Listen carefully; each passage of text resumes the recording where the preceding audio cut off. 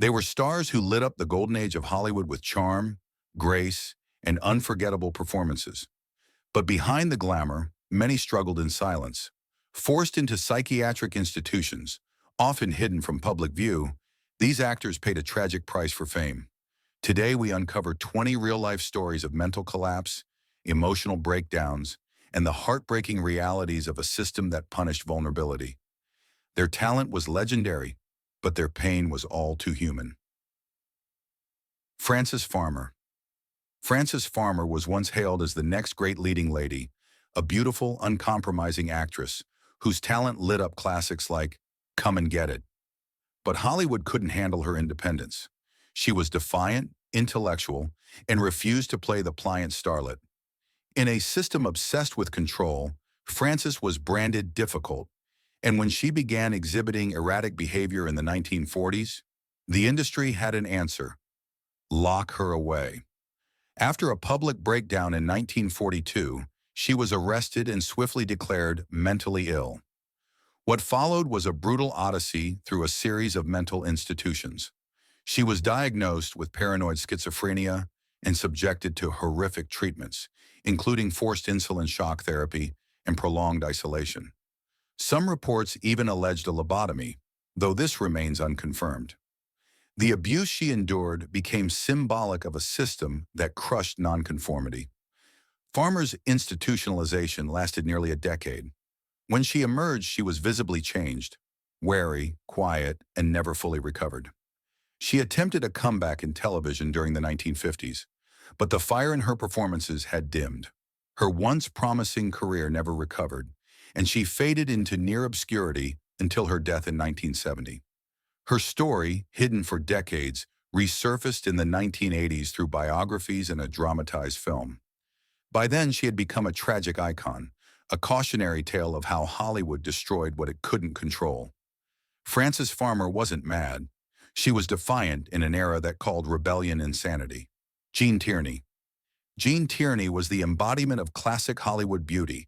With piercing green eyes and an air of mystery, she captivated audiences in films like Laura and Leave Her to Heaven. But behind that flawless exterior was a woman tormented by guilt, grief, and eventually devastating mental illness that led to her institutionalization. In 1943, Tierney contracted rubella from a fan while pregnant, resulting in the birth of her disabled daughter, Daria. The child was born blind, deaf, and mentally impaired. Tierney blamed herself, and that guilt never left her. She continued working, putting on the polished smile Hollywood demanded, but her inner world was unraveling. By the early 1950s, Tierney was suffering from severe depression and suicidal thoughts. She checked herself into the Menninger Clinic, one of the most prestigious psychiatric hospitals in the country. There, she underwent multiple rounds of electroconvulsive therapy, a treatment she later said caused memory loss and emotional numbness. Though she was released, she relapsed shortly after and returned to institutional care. The studio attempted to keep her breakdowns under wraps, terrified it would ruin her pristine image. But Tierney's condition was too serious to hide. Her career slowed drastically. Though she made a brief return to acting, she was never the same. The sparkle in her eyes dulled. The mystery became sorrow. Tierney spent the rest of her life advocating for mental health awareness. She even wrote a memoir, Self-Portrait, detailing her experience with remarkable honesty. Her fall wasn't due to weakness. It was from carrying too much pain in silence. Gene Tierney became a ghost of her former self, not because of illness, but because she was forced to suffer alone, hidden behind the camera. Vivien Lee, Madness Behind the Curtain. Vivien Lee's face was immortalized by Gone with the Wind. She was Scarlett O'Hara, the embodiment of poise, fire, and seduction. But behind that fierce exterior was a woman locked in a relentless battle with bipolar disorder, a condition largely misunderstood and stigmatized in her time. Lee's emotional volatility was often dismissed as diva behavior. She would alternate between euphoric highs where she couldn't stop talking or spending and crippling lows that left her bedridden. These episodes grew more intense after her marriage to Laurence Olivier, who tried desperately to support her. But as her illness progressed, she became increasingly difficult to work with. During the filming of A Streetcar Named Desire, Her portrayal of Blanche Dubois, a woman descending into madness, hit too close to home. The line between fiction and reality blurred, and Lee was institutionalized not long after. She underwent electroconvulsive therapy, a painful and often traumatic treatment, especially in its early forms. Her memory began to fade. She had trouble remembering lines, and the industry that once adored her quietly distanced itself. Despite returning to the stage and screen in bursts of brilliance, the toll was evident. Lee became reclusive in her final years, dying of tuberculosis in 1967. But many say her true death happened long before, when the institution dimmed her brilliance to a flicker. Hollywood admired her for her beauty, but feared her for her mind. She lived her final chapters in silence, her legacy forever intertwined with both triumph and tragedy. Clara Bo. Clara Bo was the ultimate flapper. She electrified the silent screen with vitality, sensuality, and raw charisma.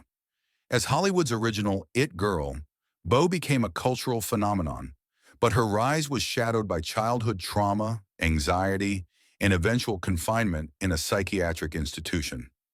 Raised in poverty, Bo endured horrifying abuse. Her mother, suffering from severe mental illness, once tried to kill her. Clara escaped into acting, but the emotional scars ran deep. Success did little to ease her torment. Fame only amplified her fear. She suffered extreme stage fright and frequent breakdowns on set. In 1931, after several public incidents and emotional collapses, Bo was admitted to a sanitarium and diagnosed with schizophrenia, a diagnosis now believed to have been inaccurate. She received questionable treatments, including heavy sedation and isolation. Her breakdown was kept quiet, hidden from the press and the public. Hollywood quickly moved on. At the height of her fame, Bo retired at just 28. She spent the rest of her life in relative obscurity, living in seclusion with her husband, cowboy actor Rex Bell. Years later, psychologists suggested she likely suffered from bipolar disorder or complex PTSD, not schizophrenia. But in her time, there was no compassion for a woman who dared to crack under pressure.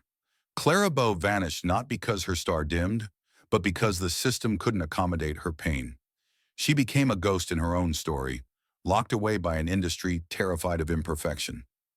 Judy Garland. Judy Garland's voice could light up the world, but the price of being Dorothy was a lifetime of addiction, exhaustion, and institutionalization. From a young age, Garland was manipulated by the very system that made her famous. By adulthood, her spirit was so fractured that psychiatric treatment became a recurring necessity. MGM gave her fame, but also pills to wake up, pills to sleep, and constant reminders to lose weight. By 17, she was chemically dependent. Her early suicide attempts were dismissed as dramatics, and her breakdowns were covered up with studio spin. But the truth couldn't stay hidden forever. After several collapses, Garland was admitted to mental health clinics in the 1940s and again in the 1950s.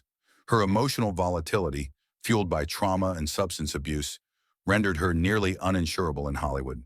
Though she mounted comebacks, A Star is Born, her Carnegie Hall concert, the darkness always returned. She underwent therapy, psychiatric evaluation, and treatment for depression and anxiety. At one point, she was placed on a suicide watch. Yet despite it all, she performed. Always performing, always masking. Garland's death in 1969 from an accidental overdose was ruled not intentional, but everyone knew she'd been dying inside for years. Hollywood mourned the loss of a legend, but failed to account for how it broke her in the first place. She was never just Dorothy.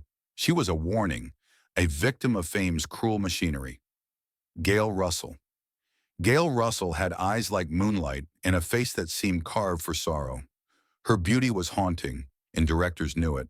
But Russell didn't want to act. She was painfully shy, anxious, and suffered from crippling stage fright. Hollywood didn't care. They cast her anyway, and medicated the rest. To steady her nerves before scenes, Russell turned to alcohol. What started as a coping mechanism spiraled into addiction. She began missing shoots, slurring lines, and crashing her car in public. But behind the scenes, the real tragedy was unfolding, her descent into emotional collapse. She was eventually placed into psychiatric care for both her addiction and underlying depression. Hospital records indicate she was treated multiple times throughout the 1950s for nervous breakdowns. Her career, once promising, crumbled quietly. By the end, she was living alone in a small apartment, surrounded by empty liquor bottles and faded memories. In 1961, she died at just 36 from liver failure. The coroner found her slumped in a chair, a solitary figure destroyed by fear. Gail Russell wasn't a cautionary tale. She was a victim of a system that demanded glamour and gave nothing in return when the mask began to crack. Zelda Fitzgerald. Zelda Fitzgerald wasn't just the wife of F. Scott Fitzgerald. She was a creative force in her own right. An actress, dancer, and writer, Zelda embodied the glamour and rebellion of the jazz age. But beneath her brilliance, she battled mental illness that ultimately led to a life spent largely behind psychiatric walls. In the 1920s, Zelda dazzled American society. She trained as a ballet dancer, wrote short stories, and even acted on stage. But her intense ambition clashed with societal expectations. By 1930, she was diagnosed with schizophrenia, though modern historians believe she may have actually suffered from bipolar disorder. Her condition worsened after repeated hospitalizations. She spent long stretches in psychiatric institutions, including the infamous Highland Hospital in North Carolina. There she wrote, painted, and tried to maintain her identity, but treatments were often harsh, including insulin shock therapy and enforced isolation. Zelda's confinement became permanent. While her husband became a literary legend, she remained hidden away. Even her writing was marginalized, dismissed as erratic or overshadowed by her husband's fame. In 1948, Zelda was locked in a room awaiting electroshock therapy when a fire broke out in the hospital. She died, unable to escape, along with 8 other women. The headlines barely mentioned her passing. Zelda was a woman far ahead of her time, punished for being too bold, too expressive, too complex.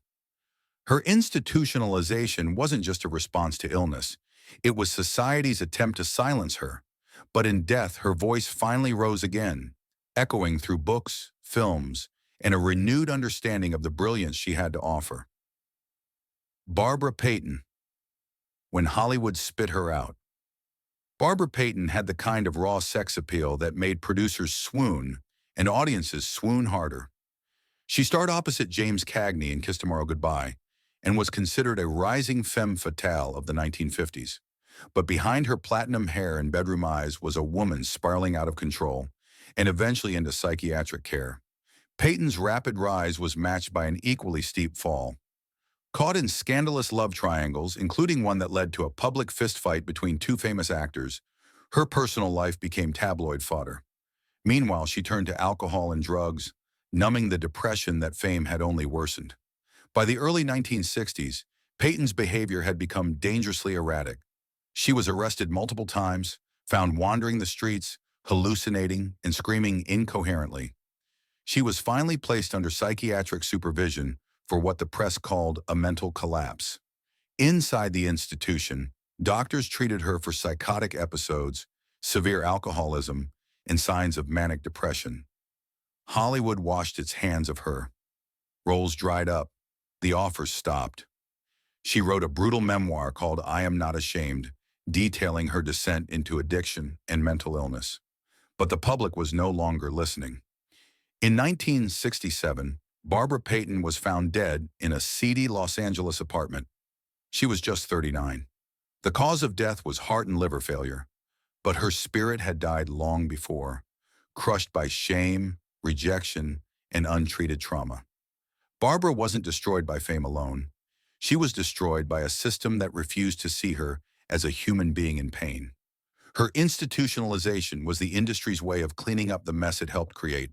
Diana Barrymore, born into madness. As the daughter of the legendary John Barrymore, Diana Barrymore was expected to inherit a dynasty of talent and charm. Instead, she inherited addiction, emotional instability, and the Barrymore curse, one that would lead her to psychiatric wards instead of red carpets. Diana's early career showed promise. She trained in prestigious acting schools and landed roles in both theater and film. But behind the scenes, she struggled with depression, abandonment issues, and a profound sense of not belonging in her father's shadow.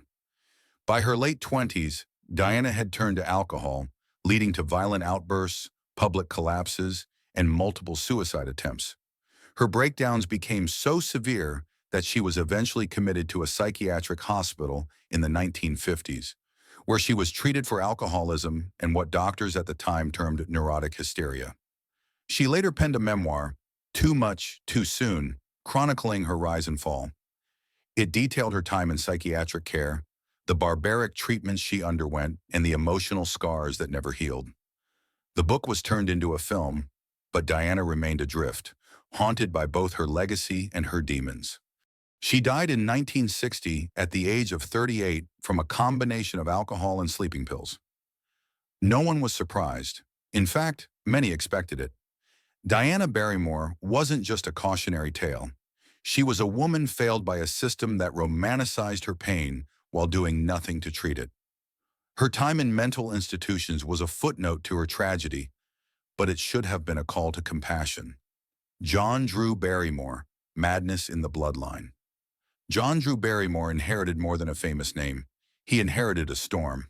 The son of John Barrymore and father of Drew Barrymore, he was raised on fame and dysfunction, and it led him down a dark road of mental instability, arrests, and institutionalization. He began acting in the 1950s with striking good looks and a deep, brooding intensity, but he quickly earned a reputation for unreliability. He would vanish for days, show up intoxicated on set, or engage in bizarre, erratic behavior. Studios stopped casting him. Directors stopped answering calls. As his mental state deteriorated, Barrymore's family intervened. In the late 1960s and again in the 1970s, he was reportedly placed in psychiatric facilities for what insiders describe as schizoaffective symptoms, paranoia, and violent outbursts. At times, he lived homeless, sleeping on park benches in Los Angeles. He drifted in and out of halfway houses, treatment centers, and jails. Though he occasionally resurfaced for minor film and television roles, his career never stabilized. His daughter, Drew Barrymore, later spoke openly about his absence, calling him incapable of being a father. Yet even she acknowledged that he was a man broken by something deeper. John Drew Barrymore died in 2004, long removed from Hollywood, long forgotten by the industry that once welcomed his legacy. His life reads like a ghost story of a man cursed by fame and consumed by the untreated illness that fame refused to recognize. Susan Peters. Susan Peters was a rising star in the early 1940s, an Oscar-nominated actress with a delicate strength that shone in films like Random Harvest. Her future seemed limitless until a single gunshot changed everything. A tragic accident on a hunting trip left her paralyzed from the waist down. But what destroyed her wasn't just her broken body, it was the emotional spiral that followed.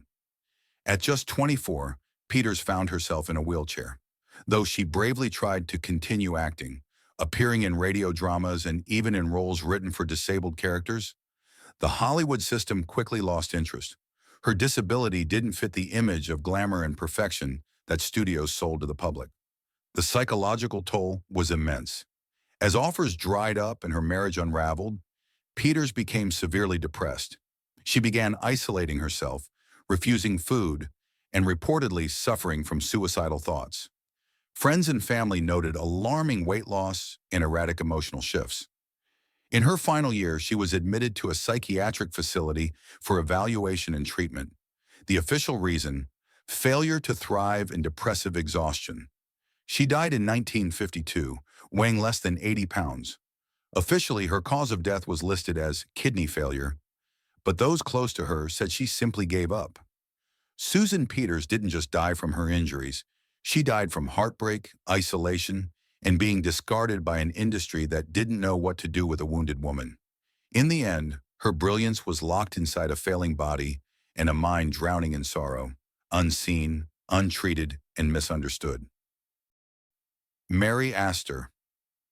Mary Aster was a poised screen icon with unforgettable performances in films like The Maltese Falcon and The Great Lie, the latter earning her an Academy Award. But behind her steely gaze and dignified screen presence was a life rocked by scandal, betrayal, an emotional collapse that eventually led her into psychiatric care. The breaking point came in the mid-1930s during a brutal custody battle for her daughter. Her private diary, filled with detailed sexual confessions and inner turmoil, was leaked to the public and used against her in court. The media devoured it. Studios panicked, and Aster found herself publicly humiliated and emotionally shredded. The intense stress caused a severe breakdown. She was briefly institutionalized at a private psychiatric hospital for what was then called a nervous condition. In reality, she suffered from deep clinical depression and anxiety. Though she returned to work, the trauma lingered for the rest of her life. Aster turned to alcohol to cope, spending parts of the 1940s in and out of recovery. In later years, she became a recluse, withdrawing from public life and dealing quietly with recurring depressive episodes. She finally found peace through religion and writing, penning a surprisingly candid memoir that confronted her pain head-on. Mary Astor's greatest performance may not have been on screen. It was surviving Hollywood with her soul intact. But not without scars. Her institutionalization was buried beneath headlines and award speeches, but it revealed a deeper truth. Even the strongest women can break under pressure when they're denied the right to heal. Dorothy Dandridge. Dorothy Dandridge was the first Black woman nominated for a Best Actress Oscar. Her performance in Carmen Jones lit up the screen with sensuality, strength, and undeniable talent. But Hollywood's racism and society's cruelty confined her in a gilded cage. When it all became too much, she collapsed and was forced into psychiatric care. After her breakthrough, Dandridge found herself typecast, underpaid, and manipulated. She faced constant rejection from white-run studios unwilling to cast her in leading roles opposite white actors.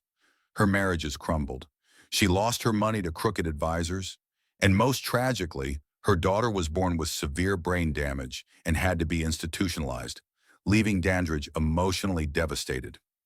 By the early 1960s, friends reported erratic behavior, intense mood swings, and a growing dependence on alcohol and tranquilizers. She was briefly admitted to a psychiatric clinic for what was described as emotional exhaustion. The truth was far darker. She was experiencing severe depression, PTSD, and the crushing weight of a career that had promised everything but delivered despair. Hollywood turned away. Once the toast of the town, Dandridge struggled to even pay her rent. She died under suspicious circumstances in 1965, either from an overdose or accidental embolism. No one's really sure. She was just 42. Her brief institutionalization was treated as a footnote, but it was a symptom of something deeper, an industry that destroyed her slowly and pretended it hadn't. Dorothy Dandridge's breakdown wasn't a scandal. It was a cry for help no one answered. Janet Gaynor. Janet Gaynor holds the distinction of being the first ever winner of the Academy Award for Best Actress. She starred in iconic silent and early sound films like Seventh Heaven and A Star is Born. But decades later, long after the spotlight had dimmed, her quiet life turned into a psychological struggle hidden from public view. In 1982, Gaynor was involved in a devastating car crash. The accident left her with multiple broken bones and internal injuries. Her recovery was long, painful, and complicated, not just physically but emotionally.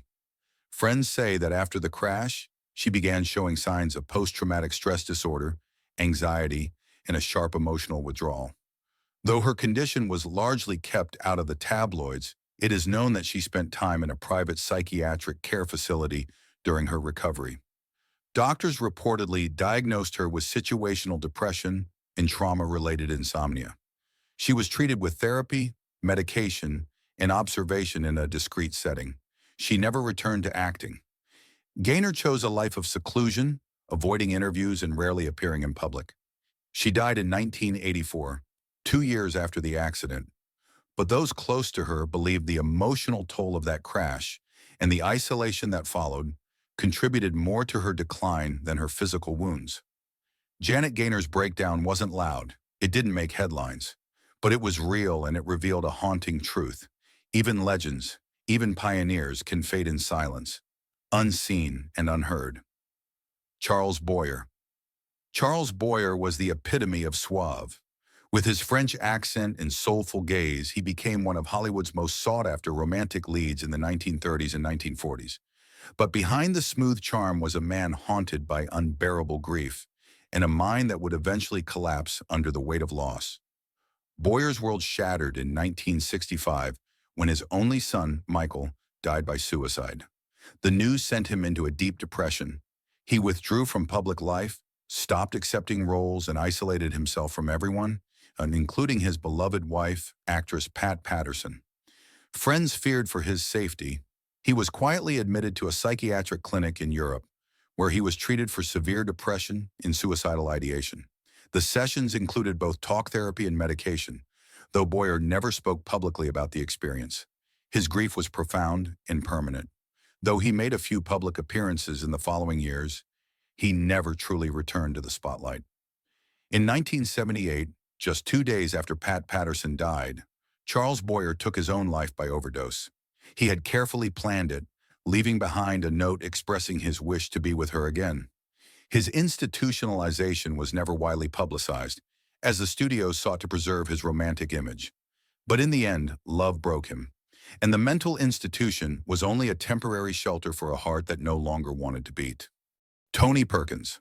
Tony Perkins, best remembered as Norman Bates in Hitchcock's Psycho, delivered one of the most chilling performances in cinematic history. But behind his unsettling on-screen personas was a deeply conflicted man, tormented by inner demons he was never truly allowed to reveal. His life became a secret act, and it would cost him his mental well-being. Perkins grew up in a cold and distant household. His father died when he was 5, and Tony often described his childhood as emotionally barren. As he rose to fame in the 1950s and 60s, he was forced by studios to hide his homosexuality. The pressure of pretending, of living as someone else, was immense. He experienced frequent anxiety, depression, and guilt, compounded by conservative religious values that labeled his desires as sinful. Friends reported panic attacks, obsessive behavior, and long episodes of self-loathing. In the mid-1960s, Perkins reportedly underwent multiple stints in private psychiatric care, including therapy for severe anxiety and emotional suppression. He also dabbled in conversion therapy, a cruel and damaging practice aimed at curing homosexuality. While never publicly institutionalized in the way others were, Perkins endured emotional exile, trapped between the image he had to uphold and the identity he had to repress. The internal war shaped his performances, but also slowly eroded his sense of self. Later in life, he married and had children, but many believed the move was more about conforming than healing. He died in 1992 of AIDS-related pneumonia, never fully escaping the psychological cost of his secret life. Tony Perkins wasn't a monster. He was a man drowning in repression, shame, and silence, his mind institutionalized by Hollywood long before any clinic could intervene. Gail Fischer. Gail Fischer made history as the first Black woman to win a Primetime Emmy, captivating audiences as Peggy Fair on the hit series Mannix. Her victory was monumental, but it came with enormous personal costs. Before her breakthrough, Fischer had already survived racism, rejection, addiction, and institutionalization that nearly derailed her career before it even began. Born in New Jersey, Fischer began as a beauty queen and struggled for acting opportunities in an era where roles for Black women were often demeaning or non-existent. The pressure to break barriers and represent an entire race on screen became emotionally unbearable. Behind closed doors, she suffered from severe anxiety and depression, which worsened after a string of failed auditions and broken relationships. In the late 1950s, Fischer had a full-scale breakdown. Friends say she was found unresponsive and placed in a psychiatric hospital, where she spent several months receiving treatment for what was described as depressive catatonia. The press never covered it. Her story was too complex, too inconvenient. She recovered slowly, turning to acting as therapy. Her role in Mannix was not just a win for representation, it was a resurrection, but the trauma lingered. In the 1980s, her battles with drug addiction resurfaced, leading to further treatment and hospitalization. By the time of her death in 2000, Fischer had become a forgotten pioneer, erased from most retrospectives despite her historic accomplishments. Her early institutionalization remains one of the many hidden wounds left untreated by an industry too eager to celebrate her smile and too afraid to confront her pain. Dorothy Malone. Dorothy Malone's sultry role in Written on the Wind earned her an Academy Award and transformed her from the girl next door into a bona fide star. But behind that sudden transformation was a woman quietly falling apart. Few knew that at the height of her fame, she suffered a devastating mental collapse that led her to a psychiatric institution. In the late 1960s, Malone's career began stalling. Her marriage ended, her family life was in chaos, and she struggled with alcohol and insomnia. Friends described her as agitated, irrational, and increasingly withdrawn. On more than one occasion, she was hospitalized for what was officially termed nervous exhaustion. In truth, she was treated for major depressive disorder, made worse by isolation and industry rejection. She spent time in a private psychiatric facility in California, where she was medicated and monitored. Her breakdown never made the tabloids. It was quietly managed and then brushed aside. When she re-emerged, she looked radiant, but her performances lacked the spark of her earlier work. In later interviews, Malone alluded to hard times and nervous issues, but never spoke openly about her institutionalization. She lived the rest of her life in Texas, largely away from Hollywood, passing away in 2018. Her story serves as a reminder that even Oscar winners can be forgotten, and that behind the glamour, even stars can suffer in silence, with no headlines, no help, and no applause. Margot Kidder. Margot Kidder became a household name as Lois Lane in Superman, but before that stardom, she was part of the 1960s Hollywood transition, caught between the old system and the sexual revolution. But Kidder's story became infamous not for her rise, but for her dramatic fall, which culminated in one of the most public breakdowns in Hollywood history. By the 1990s, Kidder had suffered years of emotional instability, strained relationships, and mounting financial issues. Diagnosed with bipolar disorder, she began experiencing rapid mood swings, delusions, and paranoia. In 1996, after disappearing for days, she was found in a stranger's backyard in Glendale, California, disheveled, frightened, and delusional. She was taken to a psychiatric hospital where she was placed on a 72-hour hold, then transitioned into longer-term care. The incident became international news, with tabloids exploiting her mental illness rather than understanding it. What made Kidder's story different was how she responded afterward. She spoke publicly about her diagnosis, condemned the lack of mental health care in Hollywood, and became an advocate for others suffering in silence. She rejected shame and challenged the system that had ridiculed her. Margot Kidder later found peace in activism, small film roles, and community. But her breakdown, her institutionalization, was a line in the sand. She showed the world that survival was possible, but not without scars. Gail Patrick.